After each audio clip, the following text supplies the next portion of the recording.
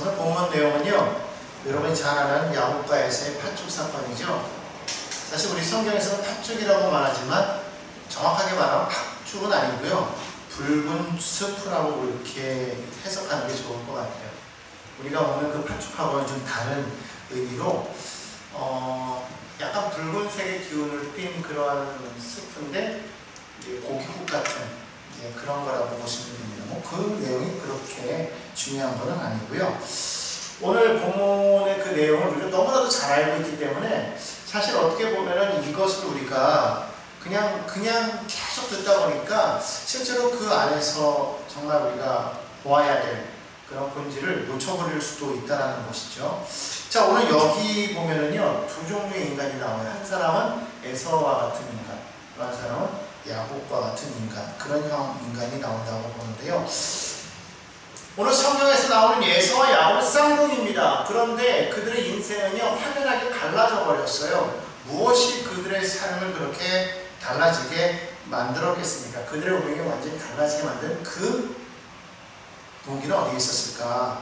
오늘 사건 자세히 보면 하나님이 보시는 기준과 같이, 다시 말하면 하나님이 어떠한 그런 관점으로 보시는가, 기준으로 보시는가, 하나님 무엇을 가장 가치 있게 여기시는가를 우리가 살펴봄으로써 그들이 왜 이렇게 나누게 되었는지 우리가 알게 되더라는 것이죠.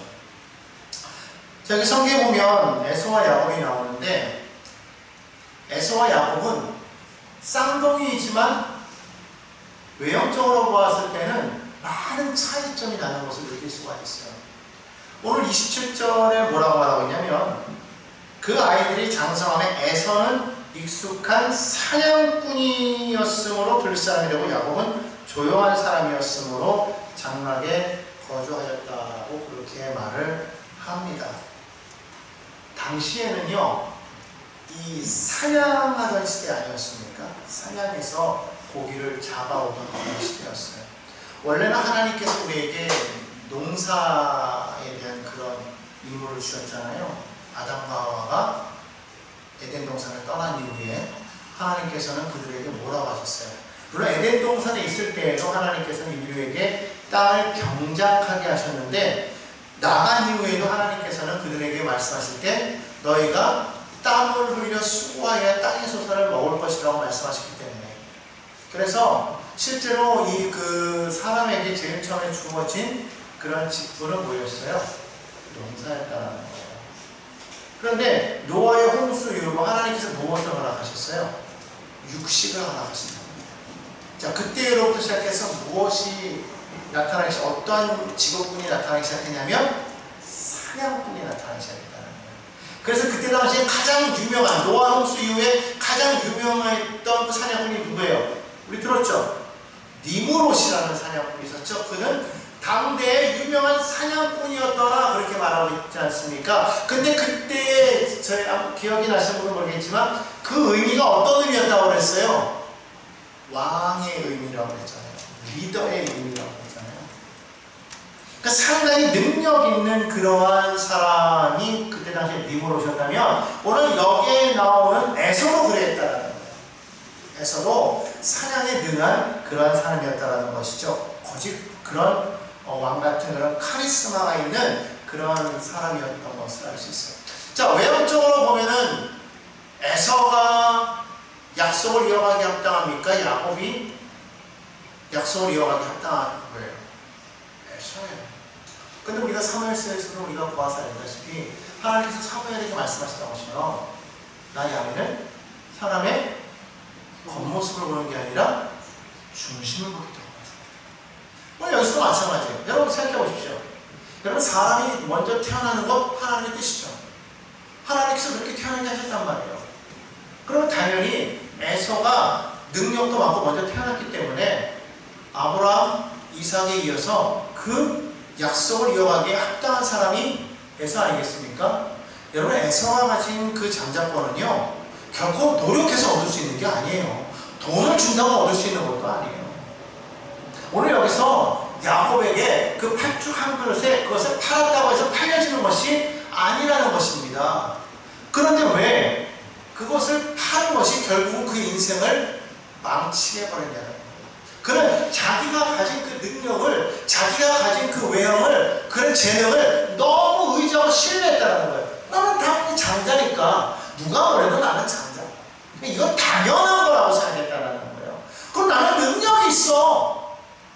야곱, 너는 아무리 네가 날고 기어야 내 발가락 밑에도 못 미칠 거야라고 하는 그런 교만한 생각이 있을 수도 있었다는 거예요. 쌍둥이지만 너무 많이 차이가 나는 거예요. 너무 많이 외형적이고, 더구나 가슴과 온몸에 털이 부실부실하고, 야곱은 매끈하고 여성하고. 그러니까 여러분 보십시오. 당시에 이 활을 잘 쏘는 사람, 사냥을 잘하는 사람이 에서였기 때문에 얼마나 그 당시에 유능하고 인기 있는 사람이었을지 여러분 말하지 않아도 알겠죠. 그리고 또 성경에서 보면 이삭은요, 야곱보다 누구를 더 좋아했어요? 에서를 좋아했어요. 왜냐하면 에서가 계속 나가서 뭐하기 때문에 고기를 잡아와서 아버지를 대접합니다. 그러니까 아버지의 마음에도 내 후계자는 누구야? 에서였던 거예요. 그런 매력 있는 사람이었다라는 겁니다. 반면에 야곱은 어떤 사람이에요? 외면적으로 보면은 그냥 비리비리해요. 별볼일 없어요.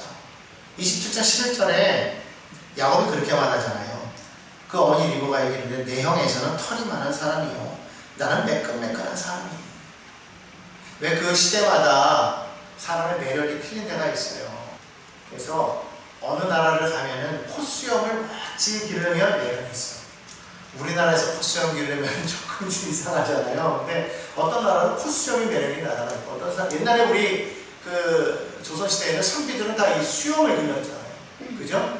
수염을 멋지게 기르면 그것이 그 사람의 어떤 가치나 신분을 나타내기도 했단 말이죠. 당시에는 아마 이 몸에 털이 매력이 있었던 것 같아요. 그런 점에서 봤을 때 야곱은 아무런 매력이 없는, 에서에 비하면 외모적으로는 이미 벌써 패한 사람이 야곱이었다는 것이죠. 그러나 한 가지 우리가 여기서 놓치고 있는 게 있어요. 뭐냐면 외형적으로는 에서가 승리하고 야곱이 실패한 사람 같지만은 하나님의 입장에서 봤을 때는 정반대였다.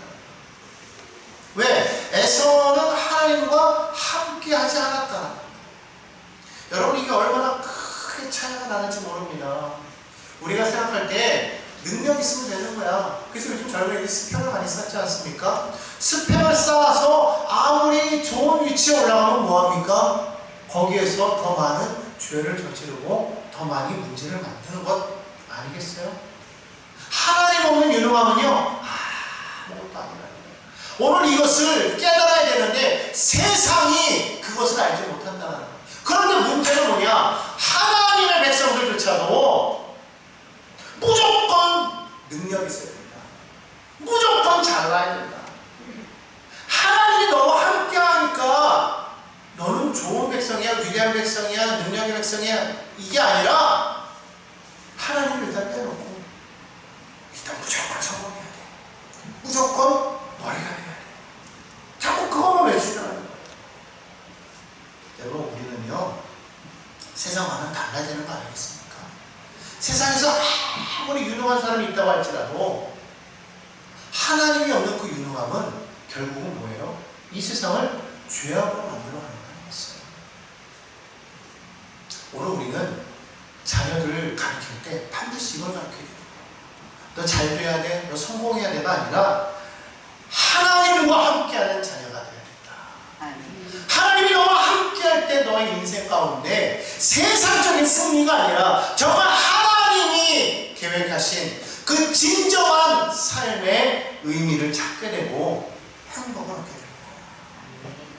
여러분 보십시오. 세상적으로 성공한 사람들 가운데 자살하는 사람들이 얼마나 많은지. 왜 그렇습니까? 많은 것을 얻었지만 삶의 의미를 잃어버린 거예요. 뭐가 진짜인지는 모르는 거야. 하나님을 봐야 되는 거 아니겠습니까? 전도서 9장 11절에 이렇게 말합니다. 내가 다시 해안에서 보니 빠른 경주자들이라고 선착하는 것이 아니며 용사들이라고 전쟁에 승리하는 것이 아니며 지혜자들이라고 음식물을 얻는 것도 아니며 명철자들이라고 재물을 얻는 것도 아니며 지식인들이라고 은총을 입는 것이 아니니 이는 시기와 기회는 그들 모두에게 임함이니라. 성경에서 말하는 게 뭐예요? 세상에서 남들보다 조금 앞섰다고 생각해도 다 승리하는 게 아니라는 거예요. 여러분, 공부 잘한다고 성공합니까?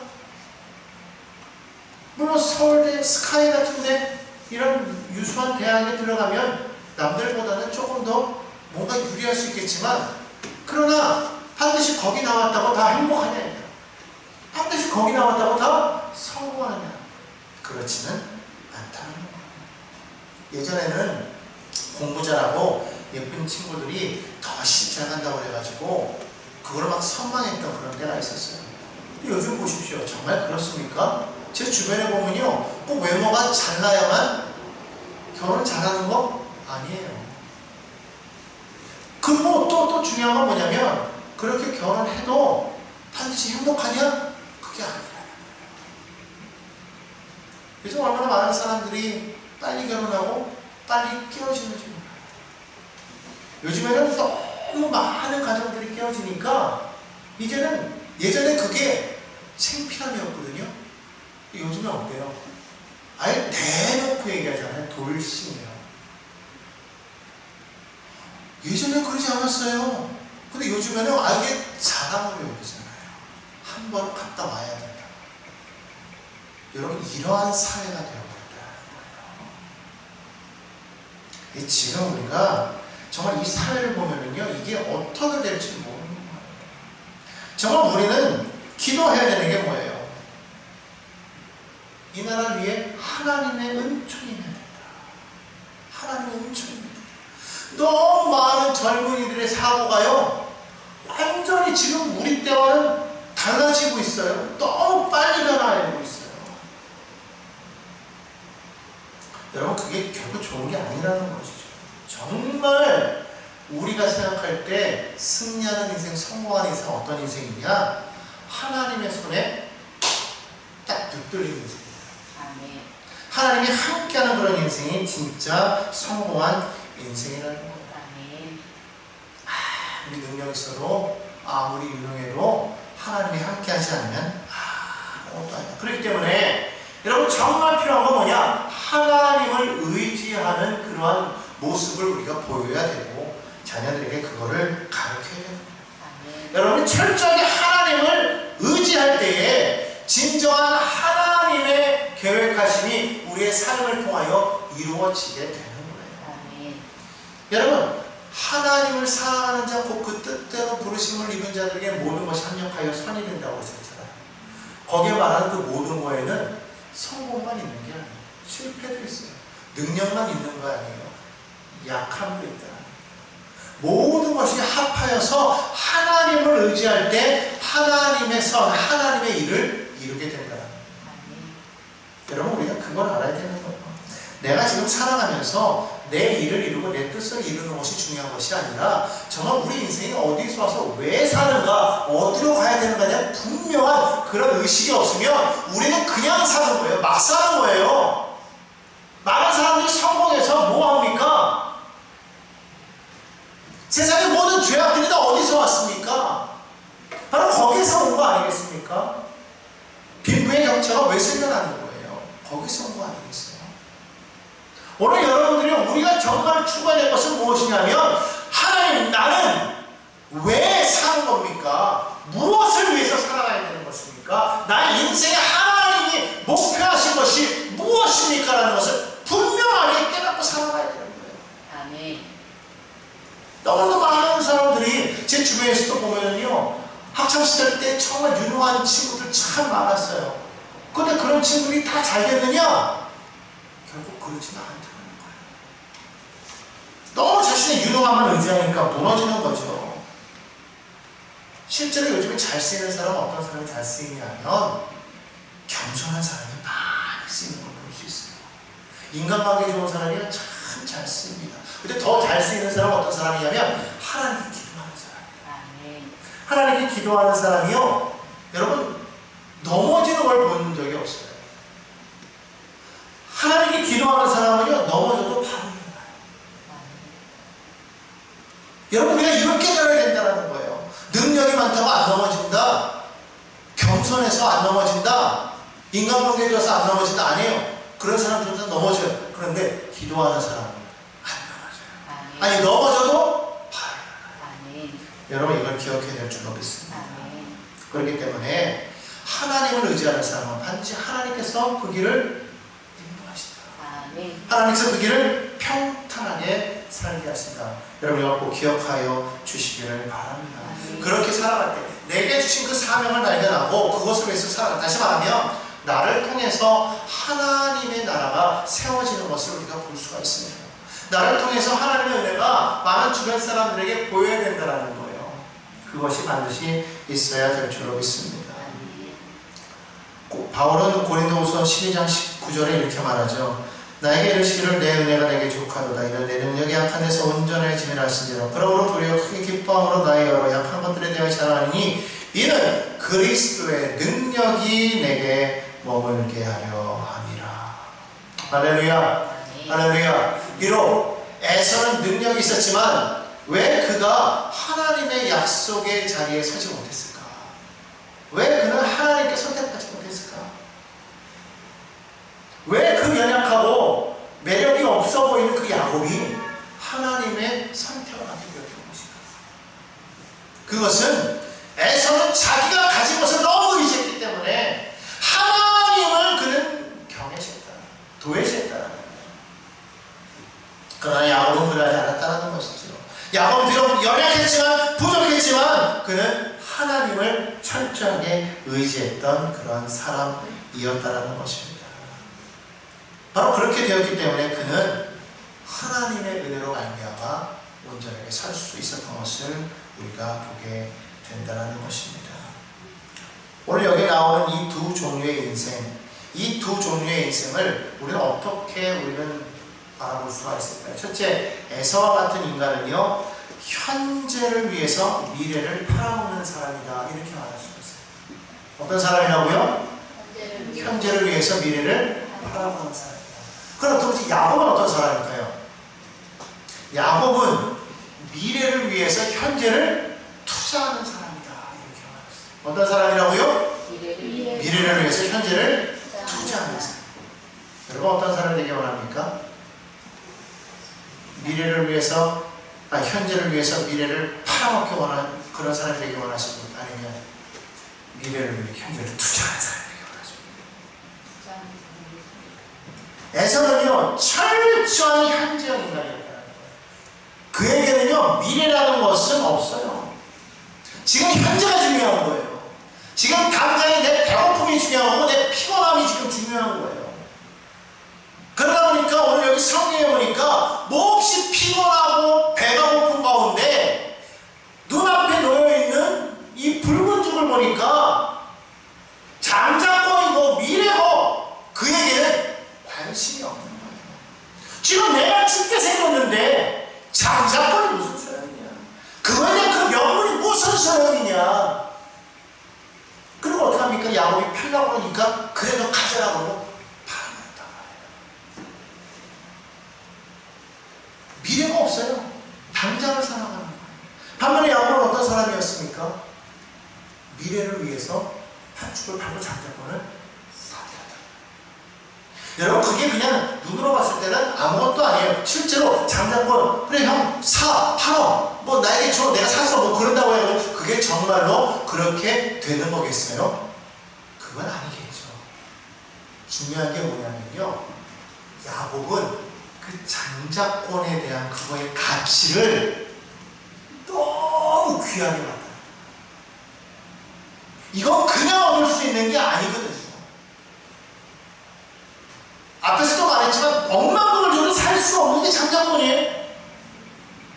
그렇잖아요. 파축한 거를 판다고 해서 팔려져요?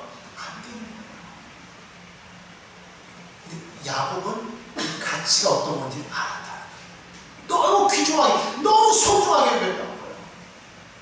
에서는 그냥 얻다 보니까, 그냥 태어나면서부터 내가 장자가 되다 보니까 이게 그냥 너무 당연하다 보니까 가치를 몰랐던 거예요. 그러니까 귀하게 여기질 않아. 이게 얼마나 귀한 건지를 모르고 말이라도 야! 그런 소리 하지 마. 안 먹지 뭐 그걸 팔라고 그러냐? 이건 팔 주고 사고 할 수 있는 거 아니야. 형이 달라고 하면 주지 째짜게 어디 장자권을 달라고 이래야 되는 거 아니에요? 야, 장자권 그게 뭐냐? 그게 뭐 밥 먹여주냐, 뭐 해야지. 옛날에 우리만 그런 좀 많이 하잖아요. 그게 밥을 먹여줘, 뭐 돈을 줘, 너 가자 이러잖아요.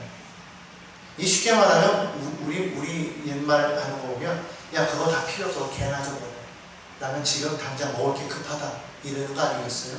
성경은 이 모습을 뭐라고 여기거든요. 34절에 보니까요 이렇게 말하고 있어요.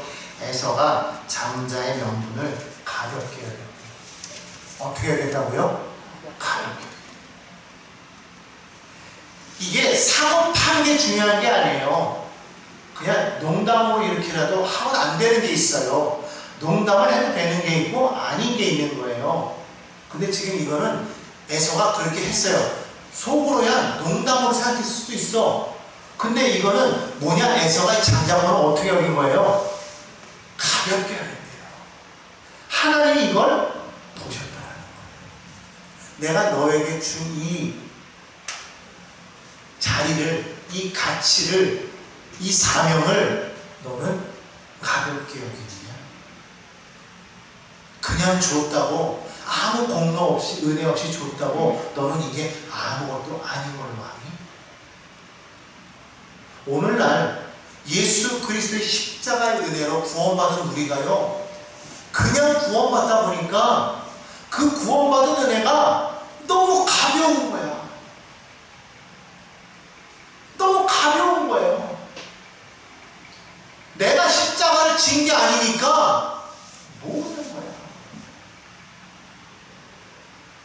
그래서 구원받았다 그러니까 예수님 회개합니다. 예수님 믿습니다. 영접합니다. 그 말을 딱 했는데 위에서는 이제 여러분들은 구원받았습니다. 하나님 백성이 되었다고 그러니까 어떤 분이 그러더라고요. 새로운 분이 앉으면서 되냐고요?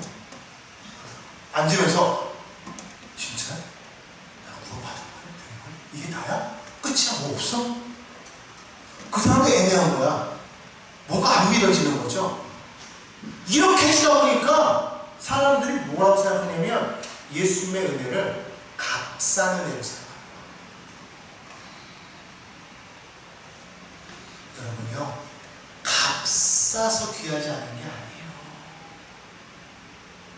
우리 주변에 가장 귀한데 공짜로 쓰는 거 얼마나 많아요. 그 중에 하나가 대표적인 게 뭐예요? 공기. 여러분, 공기 없으면 여러분 몇 분 버틸 수 있어요? 3분 동안 숨을 한번 쉬지 말아봐. 여기 몇 명 살아? 없어요. 근데 만약에 하나님께서 얘들아, 너희들에게 내가 이번 특별 세일 해가지고 시간당 내가 100만 원에 내가 공기를 줄게. 그러면 여러분 얼마나 사실 것 같아요? 하루는 버틸려나? 하루 살려면 한 100만 원씩 하면 2,400만 원 있어야 되는데 하루는 버틸려나? 아무튼 모르겠네요. 한 달은 또 돼요. 그죠? 근데 그걸 하나님 어떻게 주셨어요? 거저주셨다. 아멘. 거저주셨다. 아멘. 근데 우리는 그거를 너무 쉽게 우리는 사용하죠. 그러다가 한번 코로나를 맞았어. 코로나를 맞고서 마스크를 막 쓰고서 계속 다니다 보니까 그때 우리가 느꼈던 게 뭐예요? 야, 이거 없이 우리가 공기를 마음껏 들이마셨던 때가 정말 좋았던 거구나. 그때 우리는 그 짧은 순간에 그거를 생각했었잖아요. 물론 지금 다 잊어버렸지만. 애성하게. 너무 놀랍게도 오늘날 많은 크리스찬들이 그 은혜를 잊어버리고 살아요. 그래서 가끔씩 막 살아요. 가끔씩 절망해요. 가끔씩 미워해요. 가끔씩 안 된다고 말해요. 부정적이에요. 주님은 뭐라고 말씀하셨는데, 얘들아 두려워하지 마. 내가 다 이겼어. 다 이뤘어. 다 이뤘어. 내가 너희를 위해서 대신 다 짊어졌단다.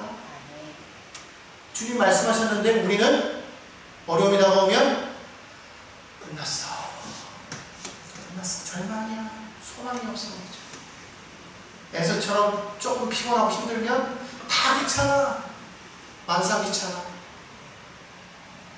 내한테 먹을 거나 줘. 우린 그러죠. 내게 준 사명은 다 필요 없어. 그깟 사명 뭔 소용이야?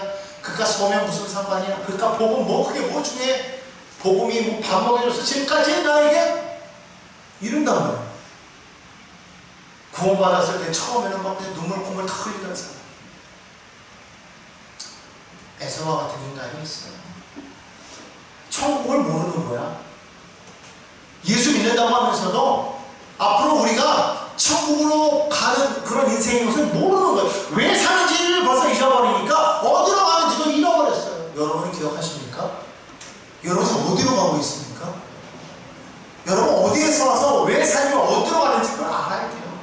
하나님은 우리 인생을 이렇게 주셨는데 하나님이 주시는 나의 인생의 그 가치가 어떤 것인지를 여러분 잊지 말고 사시기를 바랍니다. 내가 살아가야 될 그 분명한 기준을 잡으시라는 거예요. 하나님이 내게 어떤 기준을 두고 바라보시는지를 우리가 알아야 된다는 거예요. 하나님과 함께 동행하며 살아야 된다는 거예요. 에서와 같이 살지 말라는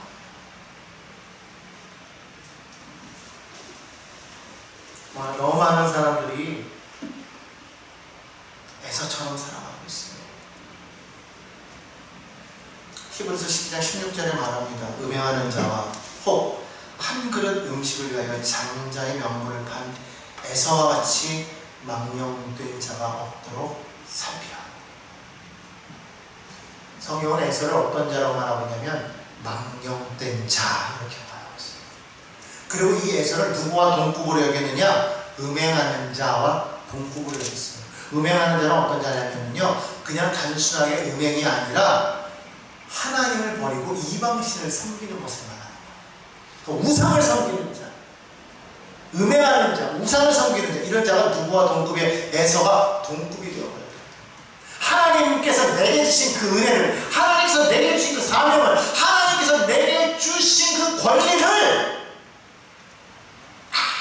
아무것도 아니고 사는 것과 바꿔버리는 그런 망령된 자, 그런 자가 되지 말아라. 성경은 말씀하고 있는 것입니다. 성경에 보면 그런 자가 누구예요? 또 한 사람 가룟 유다가 있었죠. 가룟 유다. 그 은 30에 예수를 팔아먹었죠. 여러분, 우리 그런 사람이 되지 마시기를 간절히 바랍니다.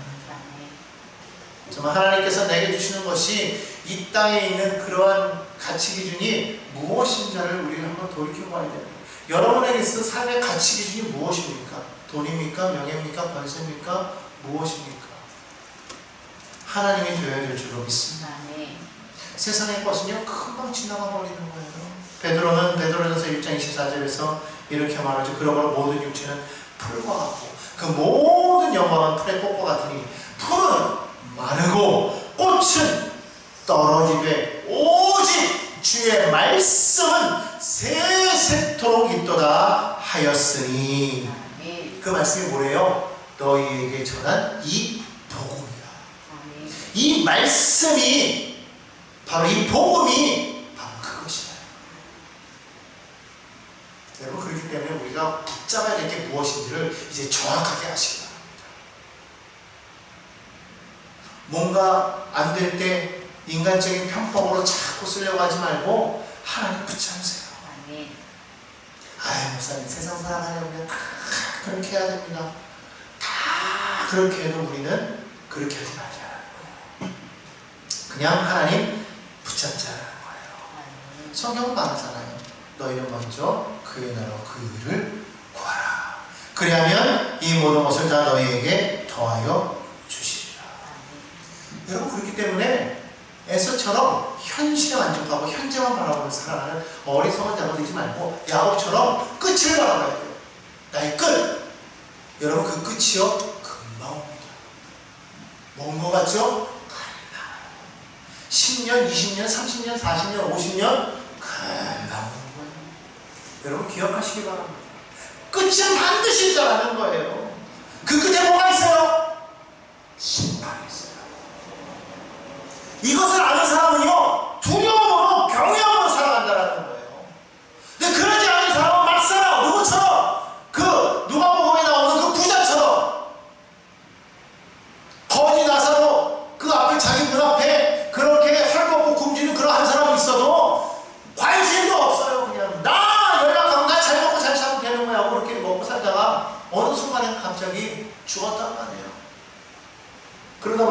그 인생의 끝이 뭐가 있어? 심판받아 어디 갔어요? 눈물이 떨어져. 아무리 거기서 하늘을 바라보니 아브라함의 그 나사로가 안겨 있는데 아브라함에게 말하잖아요. 제발 나에게 형제들에게 가서 끝에 이렇게 심판이 있고 이러하니 끝이 있고 심판이 있으니 깨닫고 빨리 돌아서라고 얘기 좀 해주세요. 얘기해 주세요. 안 된다는 거예요. 안 된다는 거예요. 할 수가 없대요. 여러분 지금 돌이켜야 된다. 지금 우리가 하나님을 철저하게 바라보고 하나님을 인정하고 나가야 된다는 거예요. 여러분 지금도 여러분 가슴 서럽다고 생각해 보십시오. 나는 정말 하나님을 인정하고 있는가? 하나님을 신뢰하고 있는가? 정말 하나님을 붙잡고 있는가? 야곱처럼 약속을 붙잡는 사람이 되어야지. 야곱이요 자기가 태어나지 않았지만 하나님의 약속 안에 놓일 수 있었던 것은 그는 하나님이 보시는 그 기준과 가치가 무엇인지 정확하지 않았기 때문에 그 약속을 꽉 붙잡았던 사람이고, 에서는 그렇지 못했기 때문에 하나님께서 주셨음에도 불구하고 내가 던져버리고 말미암아 멸망당한 거예요. 여러분 기억하시기 바랍니다.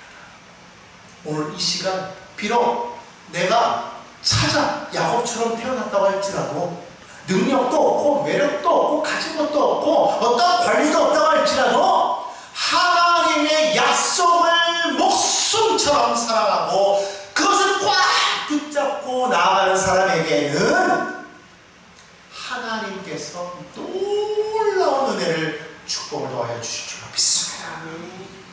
오늘 그와 같은 야곱과 같은 그런 인생들이 오늘 여기 모인 모든 성도님들 다 되시기를 주님의 이름으로 간절히 축원합니다.